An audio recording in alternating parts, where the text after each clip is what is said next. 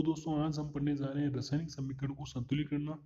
Okay friends, यानी किसी भी रासायनिक समीकरण को हम कैसे संतुलित करते हैं इसके बारे में हम आज पढ़ेंगे।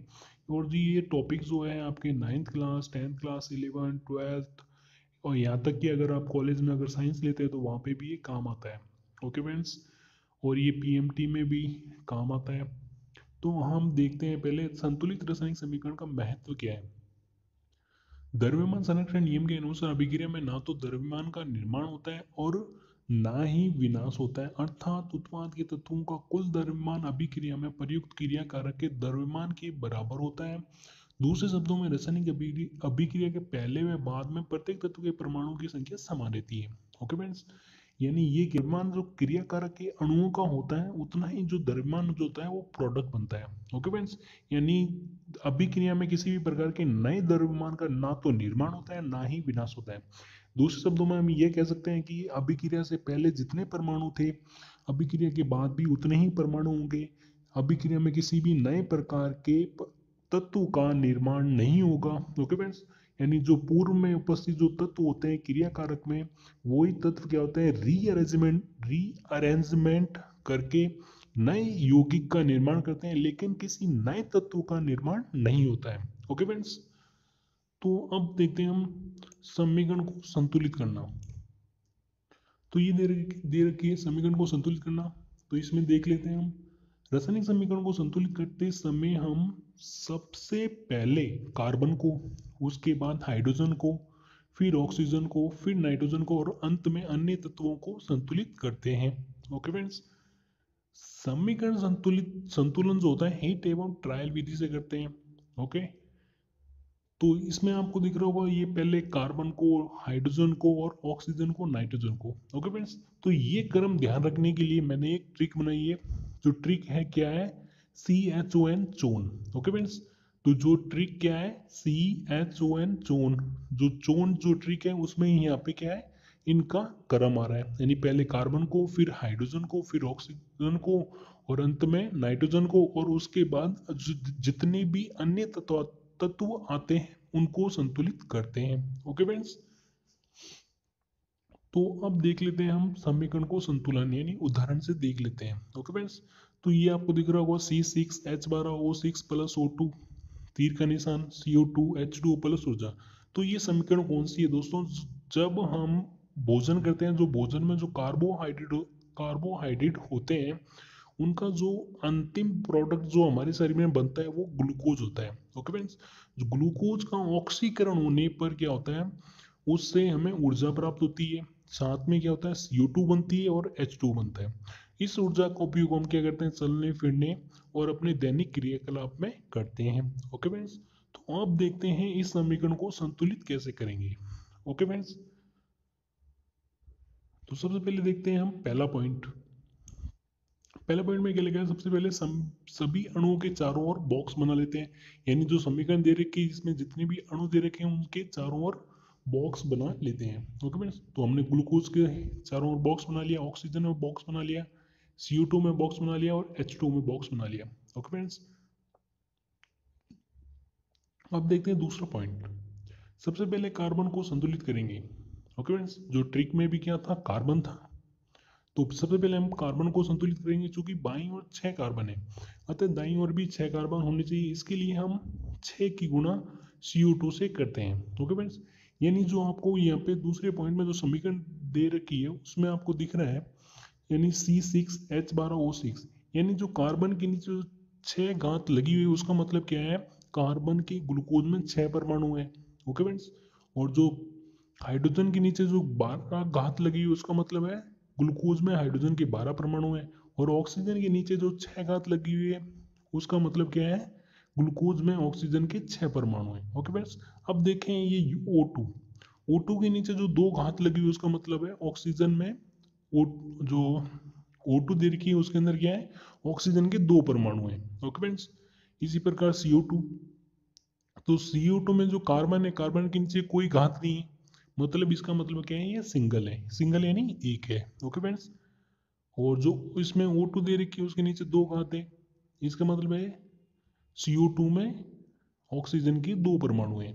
ओके फ्रेंड्स, अब देखते हैं H2 में क्या है, हाइड्रोजन के नीचे दो घात दे रखी है, इसका मतलब क्या है, H2 यानी जल के अंदर हाइड्रोजन की दो परमाणु है, और ऑक्सीजन के आगे नीचे कोई घात नहीं दे रखी, इसका मतलब क्या है, सिंगल है यानी एक है। ओके फ्रेंड्स, तो ये देख लिया। अब इसमें सबसे पहले हमें क्या करना है, कार्बन को संतुलित करना है।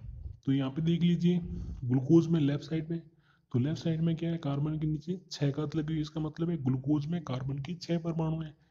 और राइट साइड में देखिए CO2 में कार्बन के नीचे कोई घात नहीं है, मतलब ये सिंगल है यानी इसकी संख्या एक है। तो लेफ्ट साइड में तो 6 कार्बन परमाणु हो गए, और राइट साइड में कितने हो गए, एक। ओके फ्रेंड्स, तो इसे संतुलन करने के लिए हम क्या करते हैं, राइट साइड में CO2 के आगे क्या करते हैं, 6 की गुणा करते हैं। तो 6 की गुणा करने पर क्या होता है, कार्बन भी कितने हो जाते हैं, 6। ओके फ्रेंड्स, तो कार्बन 6 हो गए, कार्बन संतुलित हो गया। ओके फ्रेंड्स, अब आते हैं थर्ड पॉइंट में।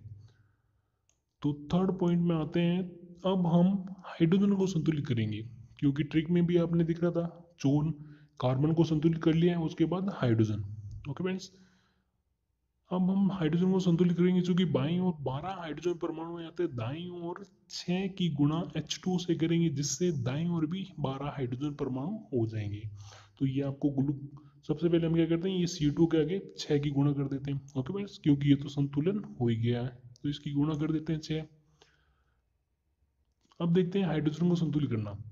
तो इसमें दे रखा होगा, ये जो ग्लूकोज दे रखा है, ग्लूकोज के नीचे क्या, जो हाइड्रोजन है उसमें नीचे 12 घात लगी हुई है, इसका मतलब है ग्लूकोज में हाइड्रोजन के 12 परमाणु हैं। ओके फ्रेंड्स, तो लेफ्ट साइड में तो कितने हैं, हाइड्रोजन के 12 परमाणु हैं, और राइट साइड में देखिए केवल जो जल है उसके अंदर हाइड्रोजन है। तो हाइड्रोजन में जो H दे रखी है उसके नीचे दो घात है, इसका मतलब जल में हाइड्रोजन के दो परमाणु हैं। तो राइट साइड में कितने हैं, दो परमाणु हैं, जबकि लेफ्ट साइड में कितने, 12। तो इसे संतुलन करने के लिए हम क्या करेंगे, यहाँ पे जल के आगे क्या करते हैं, 6 की गुणा कर देंगे। 6 की गुणा कर दी, क्योंकि दो तो पहले ही थे, 6 की गुणा कर दी यानी 2 6 12। तो यहाँ पे हाइड्रोजन के कितने परमाणु हो गए, 12। ओके फ्रेंड्स, तो ये हाइड्रोजन में क्या होगी, संतुलित, 12 इधर है और 12 राइट साइड में है। ओके फ्रेंड्स, अब देखते हैं हम चौथा पॉइंट। पहले तो हम क्या करते हैं, ये जो हमने संतुलन किया है, पहले हम वो संख्या लगा लेते हैं।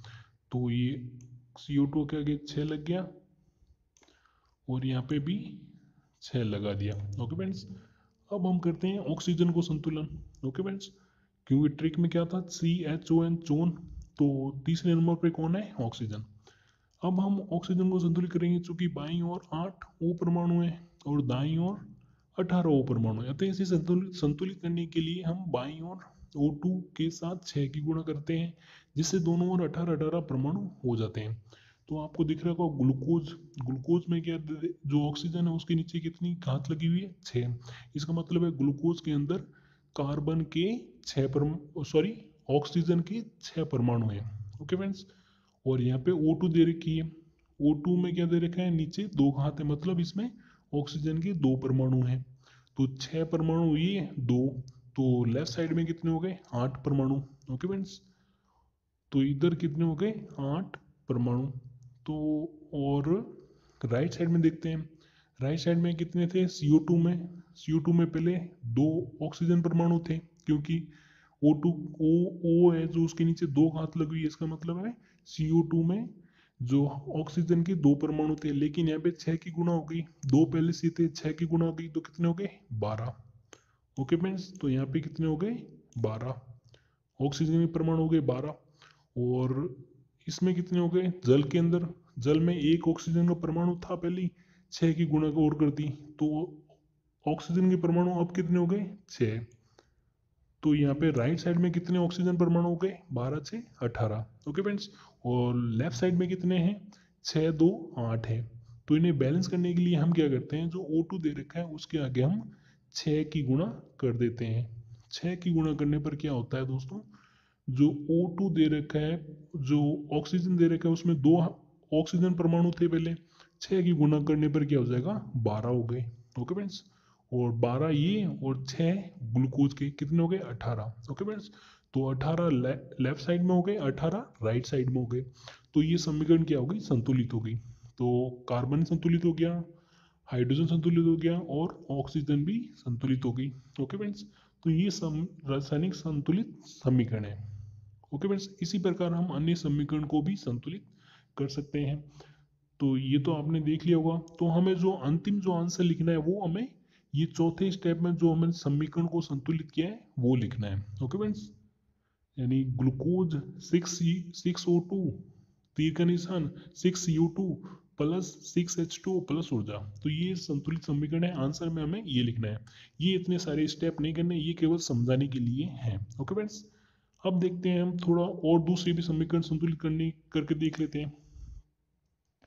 तो ये रही हमारे ये वाली समीकरण हम संतुलित करते हैं। इसमें क्या लिखा है, Fe यानी Rn प्लस H2O। H2O मतलब होता है जल। ओके फ्रेंड्स, Fe3O4 यानी ferric oxide plus H2O, sorry H2 यानी ये है हाइड्रोजन। हमें इस समीकरण को संतुलित करना है। ओके फ्रेंड्स, तो सबसे पहले हम पहले स्टेप में क्या करेंगे, इनके अणुओं के चारों ओर बॉक्स बना लेते हैं। तो पहले स्टेप में हमने क्या कर लिया, इनके चारों ओर बॉक्स बना लिया। ओके फ्रेंड्स, अब दूसरे स्टेप में हमें क्या करना है, पहले ट्रिक में क्या था, चोन यानी कार्बन को संतुलित करना है। कार्बन इसमें है नहीं है तो छोड़ दो। दूसरे दूसरे नंबर कौन था, हाइड्रोजन। हाइड्रोजन इसके अंदर है तो फिर इसमें हम क्या करते हैं, हाइड्रोजन को संतुलित करेंगे। तो आप लेफ्ट साइड में देख सकते हैं जो जल दे रखा है H2O में क्या है, H के नीचे दो घात है। इसका मतलब है जल के अंदर हाइड्रोजन के दो परमाणु हैं। और राइट साइड में क्या दे रखा है, H2 दे रखी है, मतलब इसमें दो परमाणु हाइड्रोजन के हैं।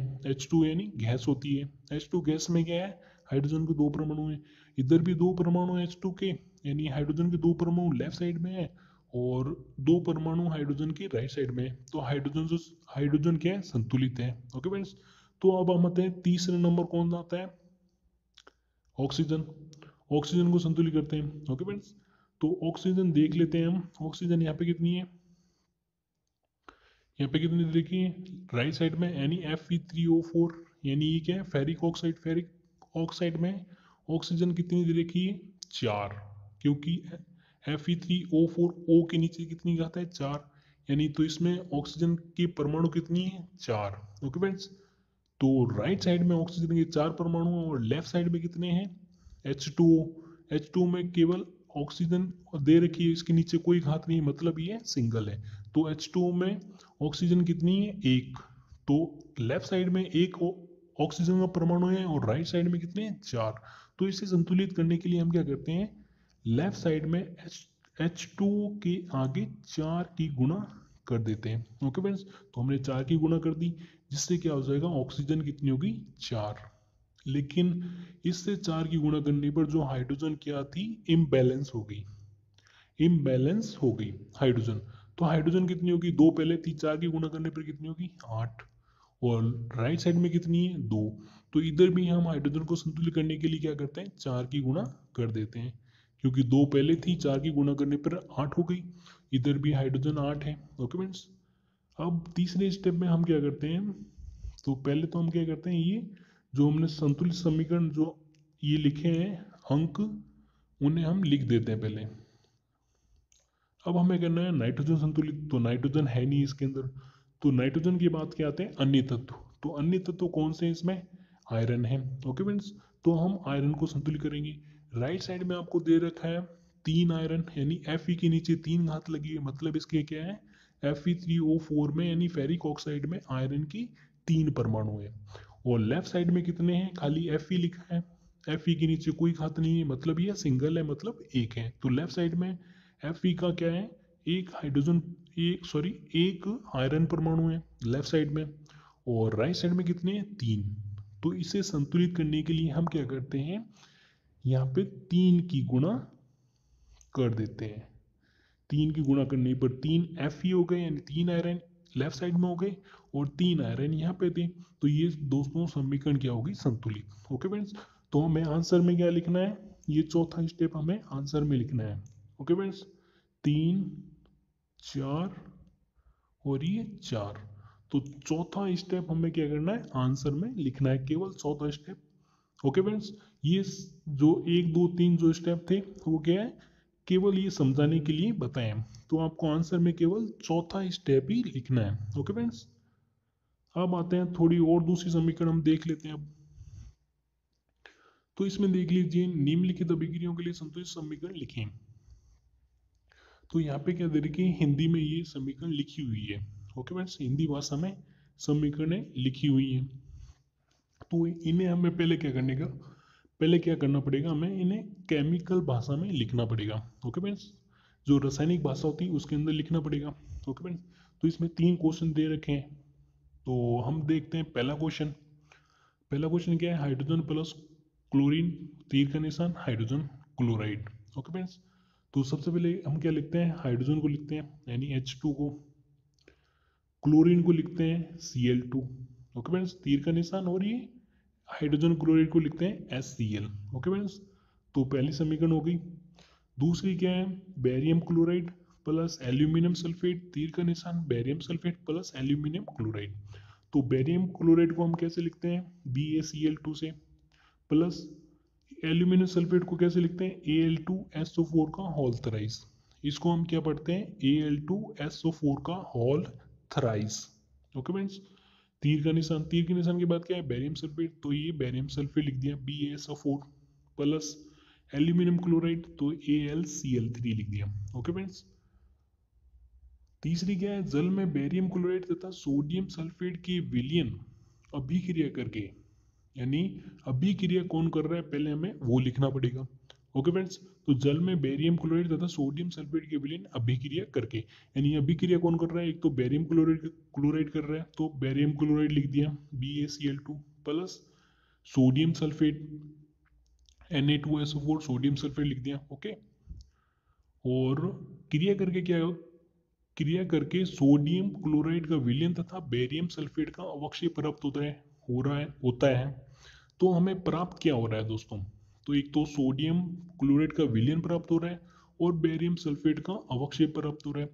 तो हम क्या करते हैं, सोडियम क्लोराइड का विलयन यानी NaCl लिख दिया, और बेरियम सल्फेट का अवक्षेप यानी BaSO4 लिख दिया। ओके फ्रेंड्स, तो ये हमने रासायनिक भाषा को, यानी जो हिंदी भाषा दे रखी थी, हमने उसे रासायनिक भाषा में कन्वर्ट कर लिया। ओके फ्रेंड्स, इस प्रकार के भी आपके क्वेश्चन आते हैं। ओके, अब इन्हें हमें करना है संतुलित। तो पहले में हमने लिखा है H2 प्लस Cl2।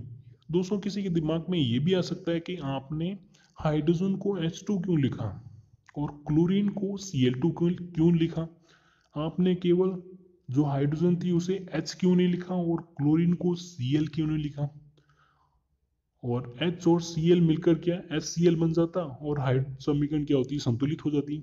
लेकिन दोस्तों, जो हाइड्रोजन होती है और जो क्लोरीन होती है, जो प्रकृति के अंदर क्या होती है, ये H2 और Cl2 के रूप में पाई जाती है।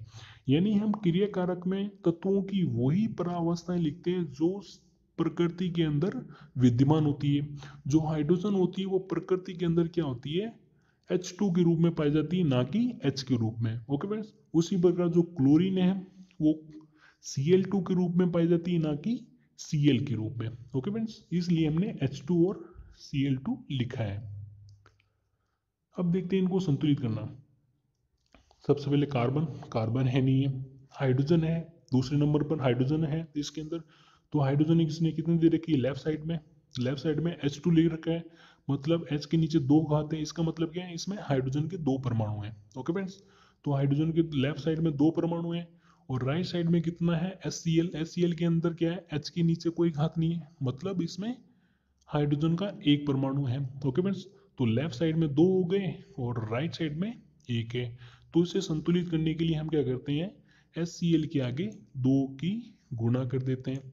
इससे क्या होगा, हाइड्रोजन के 2 परमाणु हो जाएंगे और Cl यानी जो क्लोरीन दे रखा है उसके भी 2 परमाणु हो जाएंगे। ओके फ्रेंड्स, तो Cl के 2 परमाणु हो गए, और लेफ्ट साइड में भी क्या दे रखा है, Cl के 2 परमाणु दे रखे हैं। ओके फ्रेंड्स, तो इससे क्या हो गया, हाइड्रोजन और क्लोरीन दोनों संतुलित हो गए। ओके फ्रेंड्स, अब देखते हैं दूसरी समीकरण, BaCl2 यानी बेरियम क्लोराइड, Al2SO4 का होल थराइस यानी एल्यूमिनियम सल्फेट, BaSO4 यानी बेरियम सल्फेट प्लस AlCl3 यानी एल्यूमिनियम क्लोराइड। ओके फ्रेंड्स, तो दूसरी में हम सबसे पहले देखते हैं कार्बन है नहीं है, हाइड्रोजन देखते हैं दूसरे नंबर, हाइड्रोजन नहीं है। तीसरे नंबर आता है ऑक्सीजन, ऑक्सीजन है इसके अंदर, तो ऑक्सीजन संतुलित करते हैं। तो सबसे पहले देखते हैं हम लेफ्ट साइड में। तो लेफ्ट साइड में एल्यूमिनियम सल्फेट में क्या है, ऑक्सीजन है। ओके फ्रेंड्स, तो ब्रैकेट में क्या लिखा है दोस्तों, SO4, SO4 लिखा है ब्रैकेट के अंदर। और जो SO4 जो ब्रैकेट के अंदर लिखा है उसमें जो ऑक्सीजन है, ऑक्सीजन के नीचे कितनी है, 4 घात है। ओके फ्रेंड्स, तो इसका मतलब क्या है, क्या है इसमें ऑक्सीजन के 4 परमाणु हैं। ओके फ्रेंड्स, और सल्फर के नीचे कोई घात नहीं, मतलब इसमें जो सल्फर का एक परमाणु है। ब्रैकेट बंद, ब्रैकेट बंद होने के बाद क्या लिखा है, 3 लिखा है, यानी नीचे 3 घात लगी हुई ब्रैकेट बंद होने के बाद।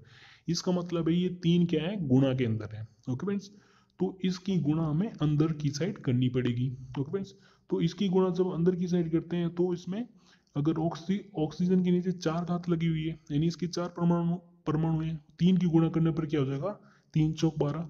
तो ऑक्सीजन के कितने हो जाएंगे, 12 परमाणु हो जाएंगे। ओके फ्रेंड्स, और सल्फर के कितने हो जाएंगे, 3, क्योंकि 3 के अंदर गुणा करेंगे एस से, तो 3 सल्फर हो जाएंगे। ओके फ्रेंड्स, और ऑक्सीजन के कितने हो जाएंगे, 12। तो लेफ्ट साइड में ऑक्सीजन के कितने परमाणु हो गए, 12। ओके फ्रेंड्स, तो लेफ्ट साइड में ऑक्सीजन के 12 परमाणु हो गए।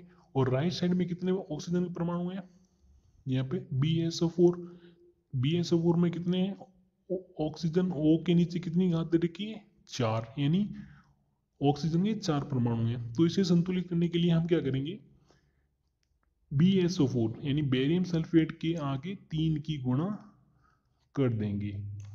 तो 3 की गुणा करने पर क्या होगा दोस्तों, 4 पहले से थी, 3 की गुणा कर रही तो कितने हो गए, 3 चौक 12। ओके फ्रेंड्स, तो ये कितने हो गए,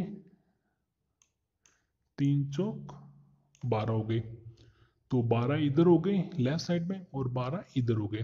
तो सल्फर कितने हो गए यहाँ पे, 3 की गुणा करने पर कितने हो गए सल्फर, 3, क्योंकि सल्फर के नीचे कोई घात नहीं है, इसलिए क्या होगा, 3 की गुणा करने पर सल्फर भी कितने हो गए, 3।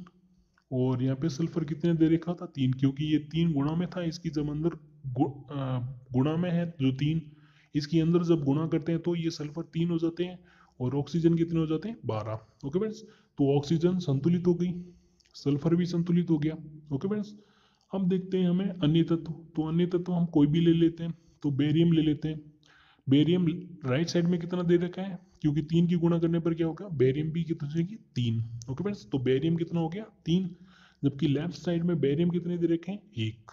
ओके फ्रेंड्स, तो इसे भी क्या करते हैं, 3 कर देते हैं। तो इसलिए हम क्या करते हैं, यहाँ पे 3 की गुणा कर दी। तो 3 की गुणा करने पर क्या हो जाएगा, बेरियम 3 हो गया लेफ्ट साइड में, और राइट साइड में भी कितने, बेरियम 3 है। ओके फ्रेंड्स, तो ये समीकरण क्या होगी, संतुलित होगी। अब देखते हैं हम Cl2 कितना हो गया, बेरियम क्लोराइड में, यानी Cl के नीचे 2 घात लगी हुई, इसका मतलब है क्लोरीन के 2 परमाणु हैं, और 3 की गुणा कर दी तो कितने हो गए, क्लोरीन के 6 परमाणु हो गए। ओके फ्रेंड्स, और इधर लेफ्ट राइट साइड में हमें कितने परमाणु दे रखे हैं, क्लोरीन के AlCl3, यानी Cl के नीचे 3 घात लगी हुई, मतलब क्लोरीन के 3 परमाणु हैं। ओके फ्रेंड्स, तो लेफ्ट साइड में कितने हो गए, 6 क्लोरीन परमाणु हो गए, और राइट साइड में कितने हो जाएंगे, 3 है। तो इसे बैलेंस करने के लिए हम क्या करते हैं, यहाँ पे 2 की गुणा कर देते हैं। 2 की गुणा करने पर क्या हो जाएगा, 3 पहले से थे, 2 की गुणा कर दी तो 6 हो गए राइट साइड में, और 6 यहाँ पे है लेफ्ट साइड में। ओके फ्रेंड्स, तो ये क्लोरीन क्या होगा, संतुलित हो गया। ओके फ्रेंड्स, क्योंकि Cl के नीचे 2 घात यहाँ पे थी, 3 की गुणा करने पर क्या होगा, 6, और यहाँ पे कितने थे, 3 थे, यहाँ पे 2 की गुणा कर दी तो कितने हो गए, 6। तो 6 परमाणु संतुलित हो गए। अब बचता है एल्यूमिनियम। तो 2 की गुणा करने पर एल्यूमिनियम भी कितने हो गए, 2। तो यहाँ पे भी लेफ्ट साइड में एल्यूमिनियम के नीचे 2 घात लगी हुई है, तो एल्यूमिनियम के कितने परमाणु हैं, 2। तो एल्यूमिनियम लेफ्ट साइड में 2 है, यहाँ पे 2 की गुणा करने पर एल्यूमिनियम भी 2 हो गए, तो एल्यूमिनियम भी क्या हो गया, संतुलित हो गया। तो ये होगी समीकरण संतुलित। ओके फ्रेंड्स, अब देखते हैं तीसरी समीकरण, BaCl2, बेरियम क्लोराइड दे रखा है, सोडियम सल्फेट दे रखा है, और BaSO4 दे रखा है, NaCl दे रखा है। तो कार्बन इसके अंदर नहीं है, छोड़ देते हैं। हाइड्रोजन नहीं है, छोड़ देते हैं। ऑक्सीजन है, तो इसे संतुलित करते हैं। ओके फ्रेंड्स, ऑक्सीजन देखते हैं, Na2SO4, यानी सोडियम सल्फेट लेफ्ट साइड में कितना है, सोडियम सल्फेट यानी SO4 दे रखा है, उसके नीचे O के नीचे 4 घात लगी हुई है। इसका मतलब है जो सोडियम सल्फेट दे रखा है उसमें ऑक्सीजन के 4 परमाणु हैं, और राइट साइड में दे रखा है BSO4। इसका मतलब है इसमें भी ऑक्सीजन के 4 परमाणु हैं, क्योंकि ऑक्सीजन में नीचे 4 घात लगी हुई है। इसका मतलब क्या है, ऑक्सीजन के 4 परमाणु हैं। ओके फ्रेंड्स, तो ऑक्सीजन संतुलित है, दिख ही रहा आपको। ओके फ्रेंड्स, तो इधर भी लेफ्ट साइड में 4 परमाणु पहले से ही है, इधर भी 4 परमाणु, तो ऑक्सीजन संतुलित है। तो ऑक्सीजन छोड़ दो, अब नाइट्रोजन इसमें है नहीं है। अब अन्य तत्व देख लेते हैं, तो अन्य तत्व देख लेते हैं। तो इसमें सोडियम देखते हैं पहले। तो सोडियम यहाँ पे लेफ्ट साइड में कितना दे रखा है, 2, क्योंकि Na यानी सोडियम के नीचे 2 घात लगी हुई है। इसका मतलब है इसमें सोडियम के 2 परमाणु हैं। जबकि राइट साइड में क्या दे रखा है, NaCl, यानी इसके अंदर सोडियम का सोडियम के नीचे एक घात सोडियम के नीचे कोई घात नहीं है, मतलब इसमें सोडियम का सिंगल है, यानी एक परमाणु है NaCl में। ओके फ्रेंड्स, तो लेफ्ट साइड में तो 2 परमाणु हो जाएंगे सोडियम के। ओके फ्रेंड्स, जबकि राइट साइड में कितना, एक। तो इसे 2 करने के लिए हम क्या करते हैं, इधर कितना, एक सोडियम परमाणु है, तो इसे संतुलित करने के लिए हम क्या करते हैं, यहाँ पे 2 की गुणा कर देते हैं, जिससे क्या होगा, सोडियम भी यहाँ पे 2 हो जाएंगे। सोडियम 2 होने के कारण क्या हो गया, क्लोरीन भी कितना होगा, 2। ओके फ्रेंड्स, तो सोडियम संतुलित हो गया। अब देखते हैं क्लोरीन, क्लोरीन यहाँ पे 2 हो गया, और लेफ्ट साइड में भी क्लोरीन कितना दे रखा है, 2। ओके फ्रेंड्स, तो क्लोरीन भी क्या हो गया, संतुलित हो गया। ओके फ्रेंड्स, और सल्फर संतुलित है, सोडियम संतुलित हो गया है। बेरियम कितना दे रखा था, लेफ्ट साइड में 1 दे रखा है, राइट साइड में भी 1 दे रखा है। केवल यहाँ पे सोडियम इम्बैलेंस था, इसलिए सोडियम NaCl के आगे 2 की गुणा कर दी, जिससे सोडियम 2 हो गए और क्लोरीन 2 हो गए, और क्लोरीन लेफ्ट साइड में कितना था, 2। इस प्रकार समीकरण संतुलित हो गई। ओके फ्रेंड्स, अगर आपको यह दोस्तों वीडियो अच्छा लगा हो, प्लीज दोस्तों इसे लाइक शेयर कमेंट जरूर कीजिए। Thank you for watching this video.